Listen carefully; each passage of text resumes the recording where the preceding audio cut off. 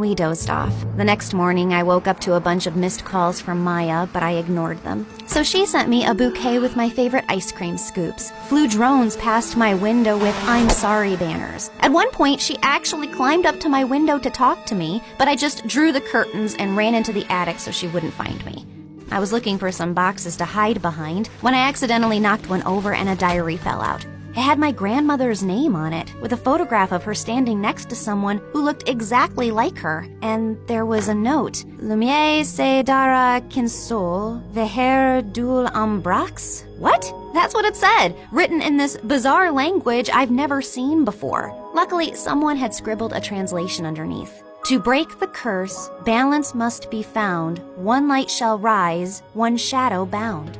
I read more and found out that my grandma had been overshadowed by her own twin too. So she teamed with a psychic named Margot and crafted spells to break the twin curse, a generational cycle where one twin always thrived while the other faded into the background. I knew it sounded ridiculous, but this just couldn't be a coincidence. I was constantly lagging behind Dorian, not because there was something wrong with me, but because I was cursed. The note also said that, to unlock the curse, like and subscribe to this video and leave a comment. Gotcha, she didn't write that. But seriously, like and subscribe. Things are about to get weird. I had to find out more, so the next day I skipped school and tracked down the psychic Margot. It wasn't too difficult since Grandma had her address in the diary, and by afternoon I was already knocking at the door of a rundown apartment. I waited for some old witchy lady to open the door, but instead it was a girl not much older than me. Sorry, I think I must have gotten the wrong address.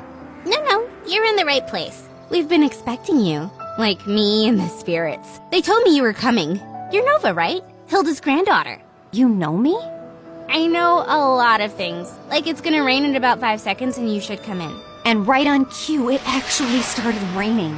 Freaky. Anyway, I walked in and the girl told me she was Margot's granddaughter and her name was Coco Lin. My dad's Chinese and my mom's American. They couldn't decide whether to give me a Chinese name or an English one, so they mashed them together. Kinda has a ring to it if you say it on repeat. Coco Lin, Coco Lin, Coco Lin. Cool, right? I think it's very cool. Like, it's also pretty cool that I'm my grandma's reincarnation. I've retained some of her memories and her power to see the future, talk to ghosts, and read your star chart, yada yada. In fact, before I was my grandma, I was this super rich woman who went on a ship, met this cute artist. He was poor. I was loaded. We fell in love, but then the ship crashed and he died. Like the movie Titanic? What? Never mind. Can we just get to work, please? I gave her the diary, and she invited me into the small room. As I settled into a beanbag, Coco Lin took the diary in her hands. Then suddenly, she threw her head back dramatically. Before I could ask if she was okay, she snapped her head forward like a possessed owl, then started spinning in slow circles. Then she dropped to her knees, flapped forward, and after a full minute of silence, popped back up. All done. The curse is now reversed. Whatever once belonged to your brother is now yours. Wait, what do you mean by reversed? I wanted you to end the curse. Yeah, well, unfortunately for that, you'd have to find the original witch who cast the curse on your family. And she's probably dead. So unless you have a shovel and a time machine, this is the best I could do. Now remember, every spell has its repercussions, so just be aware of potential side effects. What kind of side effects? Mild nausea, headaches, nosebleeds, and in rare cases, hallucinations. It depends. On what? On how badly cursed you are. Just kidding. I fixed the curse, remember? You'll be fine. Would you like some tea? But I just thanked her, paid her fee, and got out of there as fast as I could. The whole way home, I kept thinking if what I'd done was wrong. But was it really that bad if Dorian suffered a little? Also, Coco Lin was kind of a weirdo, so I wasn't too sure if her chaotic head Roomba fixed anything. But boy, was I wrong.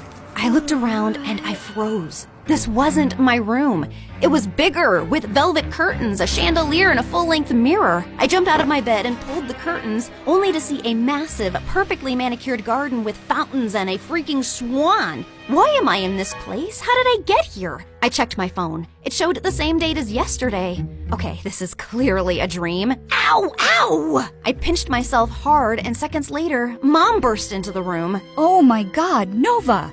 Why did you scream like that? I thought some stalker tried to jump into your room again. Again? When was the first time it happened? Oh, my poor baby.